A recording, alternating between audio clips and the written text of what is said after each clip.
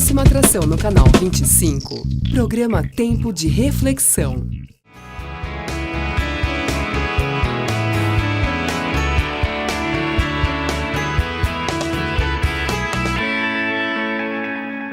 Sejam bem-vindos a mais um programa do Tempo de Reflexão.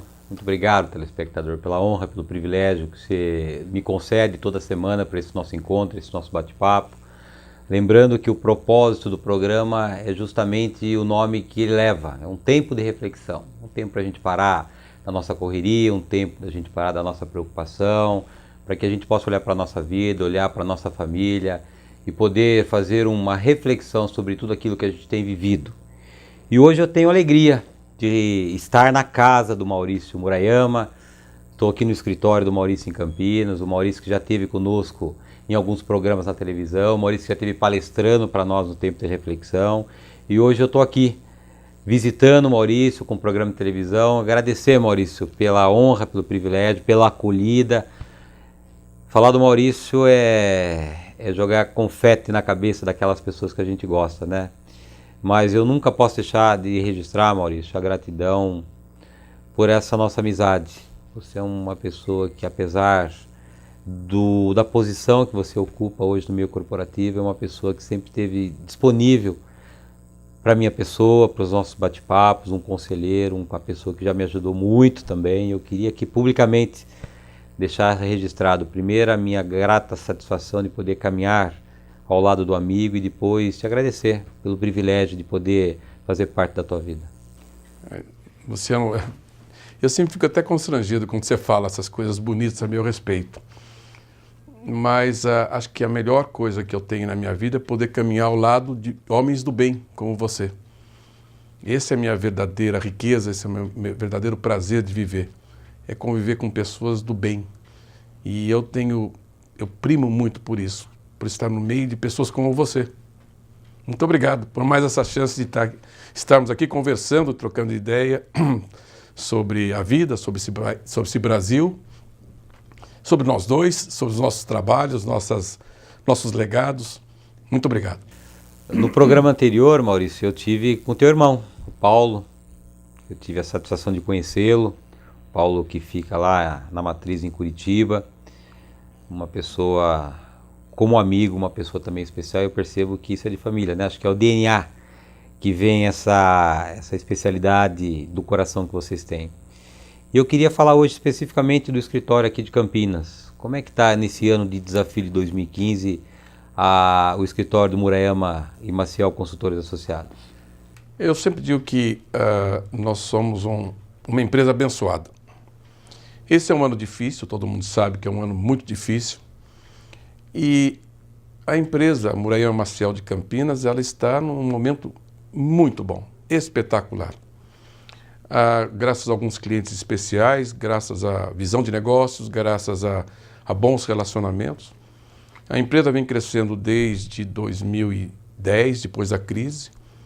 E os 2 melhores anos da empresa foi o ano passado e este ano, o que é uma contradição, mas ela cresce significativamente neste ano de 2015, principalmente na área de aconselhamento de executivos.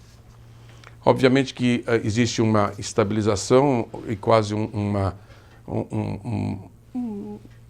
diminuição de velocidade na área de executivos, de seleção de executivos, mas na área de aconselhamento destes homens tão especiais e tão solitários, a empresa cresceu e cresce muito, muito. O número de executivos que nos procuram para esse tipo de trabalho, de aconselhamento, é muito grande. E aumentou sensivelmente em 2015. Agora, nós já conversamos um pouquinho sobre isso. É um dom de Deus na tua vida, né? Porque eu me lembro uma ocasião que você disse que quando você começa um aconselhamento, quando você começa uma conversa, né, as coisas vão meio que te conduzindo no processo, né, que assim, não há nada muito elaborado, claro que tem a questão técnica, mas assim, não há nada muito elaborado, e você com a tua sensibilidade e com esse dom que Deus confiou na tua vida, você faz esse trabalho tão bonito de poder ajudar as pessoas, né, Maurício? É interessante, você fez uma entrevista no programa passado com o meu irmão Paulo, e nós somos além de irmãos, seres completamente complementares. Porque eu sou uma pessoa muito intuitiva e ele é uma pessoa muito analítica. Ele precisa de dados, ele elabora pensamentos, ele elabora planejamentos para que possa depois agir. Eu, apesar de fazer isso também, eu sou muito mais intuição que planejamento, muito mais intuição que conhecimento. Então, é muito interessante porque eu me lembro uma vez indo fazer um aconselhamento para um executivo muito alto, de muito alto nível, de uma empresa muito grande, e o Paulo estava me dando uma carona até o prédio em São Paulo. Quando eu cheguei na porta do prédio, ele perguntou, bom, o que vocês vão falar hoje? Eu falei assim, não tenho a menor ideia. É óbvio que eu tenho uma espinha dorsal, do programa de aconselhamento, mas não existe uma receita. Gostaria até que existisse uma receita, seria mais fácil. Mas esse tipo de comportamento de chegar na véspera próximo de um aconselhamento e não saber o que vai falar, para o meu irmão Paulo, por exemplo, que é uma pessoa analítica, racional, é quase um insulto. Para mim, é o meu jeito de ser. Eu sou capaz de iniciar uma conversa numa direção e terminar ela no sentido inverso. Simplesmente sentindo o momento que estamos vivendo com o profissional. Mas é interessante, eu sempre digo que a gente não precisa, e isso é um pensamento interessante, a gente não precisa ter mais qualidades. A gente precisa usar as que temos no máximo possível. Então, o que eu tento não é que eu tenha qualidades mais ou menos, esse tipo de coisa. Eu estresso, eu uso o máximo possível das minhas qualidades, que são iguais às de todo mundo, mas eu uso no máximo possível. Agora, atrás de um cartão de visita está um ser humano. Como é que o Maurício Murayama lida com isso? Você que é contratado por uma grande empresa para achar a melhor pessoa no mercado, como é que você lida nesse processo de recolocação, sabendo que às vezes você está conversando com uma pessoa que essa decisão pode ser um divisor de água na vida dela, mas você está ali para ser um técnico racional. Como é que você consegue separar essas coisas, Maurício, dentro da tua atividade? A primeira coisa que eu tento fazer é descobrir quem está por trás do cartão de visita. Exatamente isso que você falou. Porque os executivos e as pessoas de modo geral, mas principalmente os grandes executivos, eles tendem a se escudar atrás do cartão. Eles abrem uma blindagem atrás do cargo. Eles precisam até, eles têm uma necessidade até física disso, porque eles são muito acessados. Tal. Mas esses homens eles são blindados, eles se blindam através do cargo que têm e se blindam através do cartão de visita e do nome da empresa. Então a primeira coisa que tem que ser feita num processo de aconselhamento é descobrir quem está por trás, quem é a pessoa, quais são as verdadeiras carências que essa pessoa tem, porque uma coisa é verdade, todos nós somos atores. Nós atuamos como pai, nós atuamos como filho, nós atuamos como chefe, como funcionário, como vizinho, como amigo. O que tem que acontecer nesse processo, a primeira coisa é que ele pare de atuar ou atue o menos possível. Porque enquanto ele estiver atuando com atrás de um papel, que seja ele qual for, ele não há acesso. E eu sempre digo que o único lugar em que nós somos verdadeiramente nós mesmos é quando nós estamos no banheiro pelados. É o único lugar onde a gente é o que nós realmente somos. Então, às vezes, eu costumo contar essa história para eles e no final eu falo assim, quando eu percebo que está havendo uma atuação, eu falo assim, por favor, vamos voltar para o banheiro. Que é uma maneira da pessoa ser o que ela realmente é. É difícil, porque uma vez alguém me perguntou qual seria uma qualidade minha, quer dizer, eu acho difícil falar das qualidades da gente, mas uma das qualidades que eu realmente sei que eu tenho é que eu minto pouco. Quem diz que mente nada, já está mentindo de saída. Então, eu disse, olha, eu minto pouco. E uma pessoa para quem eu falei, que era um grande executivo também, olhou para mim entre assustado e surpreso e agradavelmente surpreso. Ele falou assim, é a primeira vez que eu escuto alguém falar que mente pouco. Eu minto pouco. Existem vários tipos de mentiras que a gente não deve fazer, obviamente, mas existem as mentiras caridosas. Se a minha mulher cortar o cabelo e entrar aqui com o cabelo curto, que vai demorar 6 meses para crescer e falar tá bonito, eu vou falar tá feio, tá lindo. Quando crescer eu falo, por favor, não corte mais. Mas existem as mentiras caridosas. Então, por isso que eu digo que eu minto pouco. Tem mentiras que você não tem, é para o bem, apesar de ser contraditório. Eu me lembro dentre as várias conversas que a gente teve durante essa nossa caminhada próxima, e o que sempre me chamou a atenção foi as condições que você coloca para um executivo, para um empresário, quando ele está te contratando, né? Que não sou teu funcionário, né? Tenho coisas que você não tem. Queria que você explicasse para os nossos telespectadores essas condições que você coloca quando você é convidado para trabalhar numa grande empresa hoje, Maurício. É interessante, porque essas condições foram dadas respondendo uma pergunta que eu não estava preparado para responder. E virou, na verdade, um caso. Um desses executivos me perguntou quais seriam as minhas condições para o aconselhamento. E eu não estava preparado para essa resposta, não sei porquê, mas não estava. Eu falei, bom, são algumas. A primeira delas é que se você me convida para ser seu conselheiro, é porque eu posso complementar seu pensamento ou falar alguma coisa que você não está pensando. Bom, não necessariamente que você não sabe, mas não está pensando. A segunda é que você tem que entender que eu não sou seu empregado, eu sou seu conselheiro.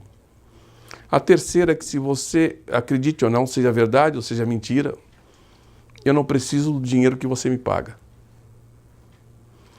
E o quarto e último é, nunca me envolva no processo decisório da sua empresa. Porque o dia que eu participar do processo decisório, nós passamos a ter a mesma opinião e eu não deixo de ter a minha opinião. Então, essas 4 são as 4 condições básicas para se começar um bom aconselhamento. E dessa experiência, isso hoje é algo que você tem adotado como padrão em cada projeto que você é convidado a participar? Sim, essas condições têm que estar muito claras. Porque se o executivo achar que eu sou um funcionário dele, não funciona. Eu também não sou chefe dele, eu também não sou mentor dele. Eu sou alguém que conversa com ele, que faz ele refletir e que traz uma outra dimensão, outro ângulo de visão sobre os mesmos assuntos do dia a dia dele. Mas as condições têm que estar muito presentes. Tem que estar, não tem como escapar. Muito bem, Maurício, eu vou pedir a tua licença para um rápido intervalo. Na volta nós retomamos o assunto aqui com o Maurício Murayama, o Maurício que é sócio-diretor da Murayama e Maciel Consultores Associados. Nós voltamos num instante.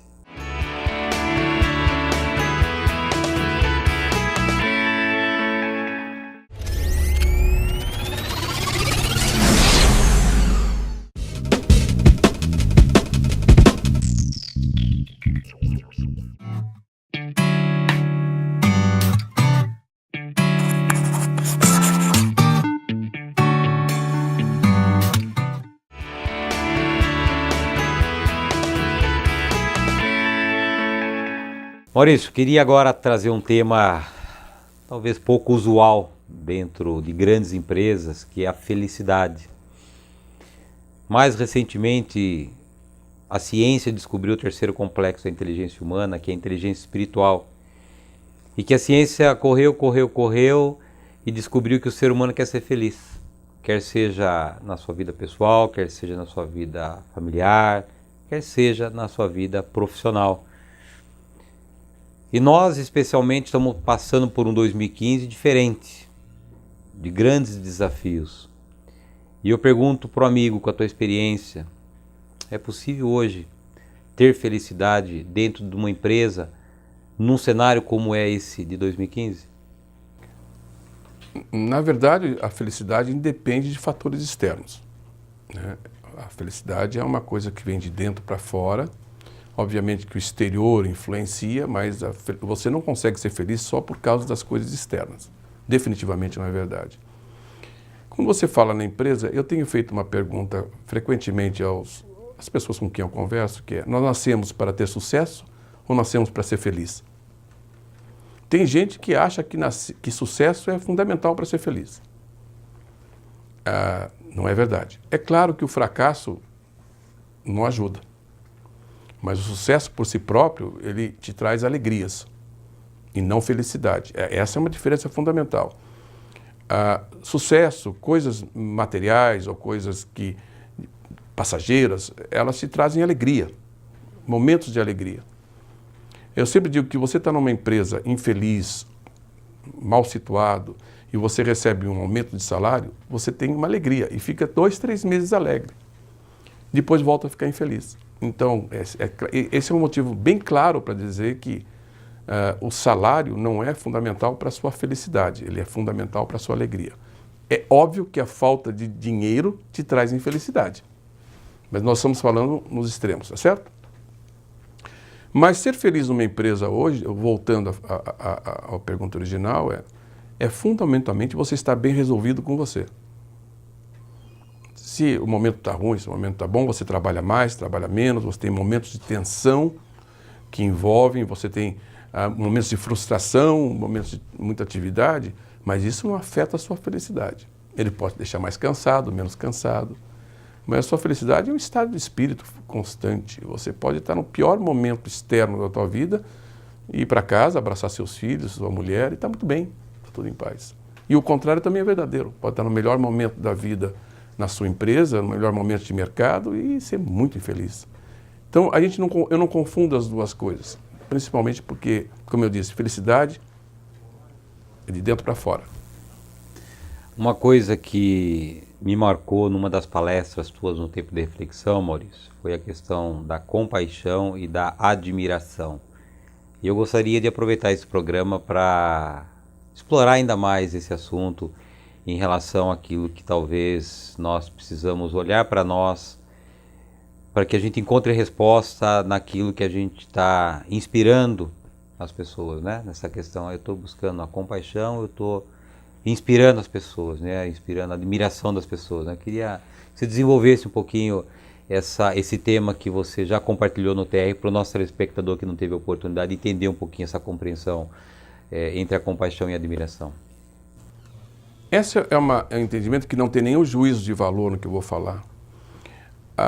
Os latino-americanos, principalmente os sul-americanos, nós fomos colonizados basicamente por jesuítas católicos, que tinham uma interpretação da Bíblia muito particular, muito estrita, muito estreita, muito rigorosa. Então, aquela passagens que dizem, é mais fácil um camelo passar por um buraco de uma agulha que um rico entrar no céu. Isso é uma figura de imagem, porque senão todos os ricos serão condenados para morrer. Mas os jesuítas acreditavam nesse tipo de ensinamento, nesse tipo de passagem. Então nós fomos treinados, e instruídos, educados para termos vergonha do sucesso. No Brasil, todo cidadão bem-sucedido vira ladrão. Todo rico vai para o inferno. Eu me lembro de ter visto uma entrevista de um dos maiores industriais do Brasil. Perguntaram a ele se ele era um homem rico, ele respondeu, eu sou bem de vida, estou bem. Quer dizer, ele tinha vergonha de falar que era um homem rico. Então, essa interpretação muito rigorosa de algumas passagens bíblicas levam a gente a ter vergonha de ter sucesso. É mais fácil você sofrer do que você ser um homem muito feliz. E até porque depois, com as diferenças de classes sociais dentro do país, ficar muito rico também ficou perigoso. Então, além de você ir para o inferno, e você não ter salvação, ser ladrão, você ainda pode ser o risco de ser sequestrado, etc. Então, nós aprendemos a esconder o nosso sucesso, ou a gerar pouca admiração, para não gerar inveja. Isso é ruim. Você pegar um americano, por exemplo, eu nunca vou saber se um americano está com problemas para pagar a construção da casa dele. Não é um assunto que ele divide comigo.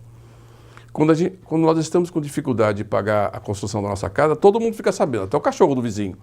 Até o cachorro sabe que nós estamos com dificuldades para construir. Então, nós estamos muito acostumados a tentar repartir problemas. E eu posso garantir para você que problemas não se repartem, somam-se.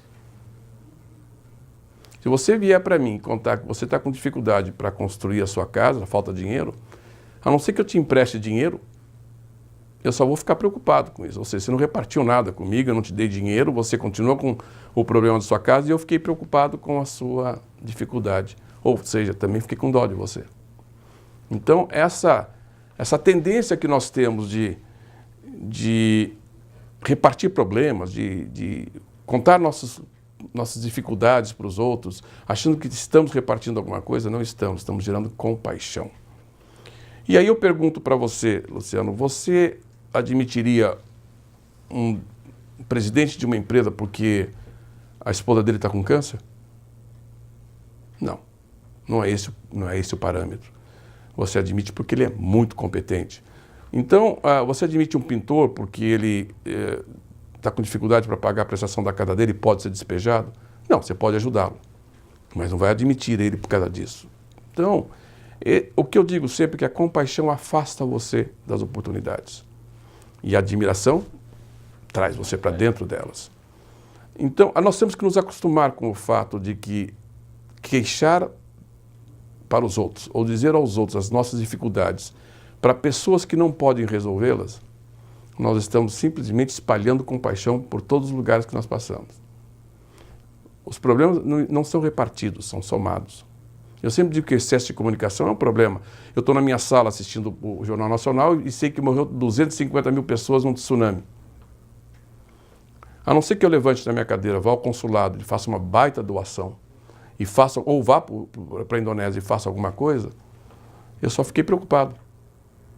Essa comunicação só me deixou preocupado. Vou para casa, vou para a noite dormir preocupado. E esse é o menor mal do excesso de comunicação, quando tenta se repartir alguma coisa, é que você começa a ficar insensível, que é pior que ficar preocupado. Então aquela pessoa que quer repartir muitos problemas com os outros, além de ela não repartir, ela dessensibiliza o ouvinte, que fica tão acostumado a ouvir ela reclamar que já não liga mais. Então, compaixão e admiração. Pode escolher. Eu escolho admiração, nem sempre consigo, mas eu vou por aí. Agora, eu tenho visto, através das minhas andanças, Maurício, de que hoje o lucro dentro de uma grande empresa, ele é consequência, ele não é mais o alvo final.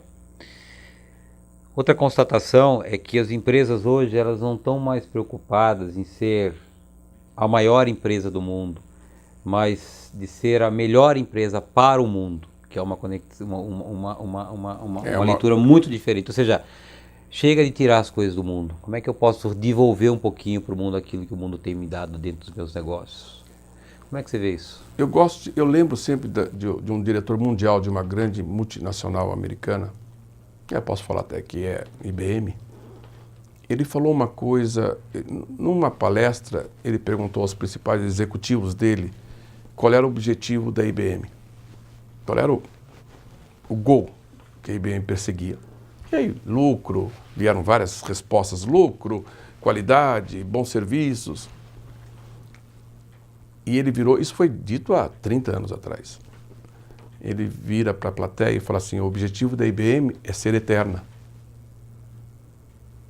Quando uma empresa pretende ser eterna, é exatamente o que você falou. Ela sai da dimensão do lucro, ela sai da dimensão do faturamento e passa a ser uma dimensão de parceria com o mundo.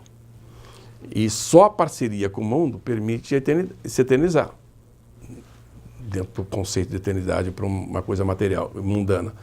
Mas essa parceria de eu tenho que dar ao mundo o troco ou reciprocidade ao mundo de tudo que eu recebo dele, é que faz uma empresa ficar eterna. Não é o quanto ela ganha, nem quanto ela fatura. Então, esse pensamento de um presidente da IBM de 30 anos atrás, ele será moderno daqui a 20 anos. Ele será moderno no século 23. Porque é exatamente uma empresa que pensa só no lucro, só na qualidade, só nas vendas, só no produto. Ela tem que pensar numa parceria com o mundo. E parceria é tudo isso que você falou.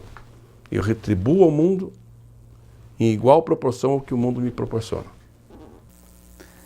Bem, Maurício, meu tempo está esgotado, uma alegria, obrigado pela acolhida, sempre bom estar com o amigo novamente, que nós possamos ter mais espaço nas nossas agendas para esses nossos encontros, para que a gente possa dividir essa riqueza de experiência que você tem adquirido durante a tua vida. Muito obrigado, uma honra estar comigo, obrigado pela acolhida. O programa está sempre à disposição do amigo. Obrigado, eu digo obrigado. E gostaria muito que você continuasse me convidando para as entrevistas, para as palestras, e na minha agenda sempre vai ter uma prioridade chamada Luciano. Obrigado, Maurício. Obrigado. Obrigado você, telespectador, por mais um programa. Obrigado pela tua audiência, teu prestígio. É uma honra saber que esse encontro semanalmente está agendado, que você tenha uma semana de vitória, uma semana de paz para a tua família e principalmente para a tua vida. Muito obrigado, até a próxima semana.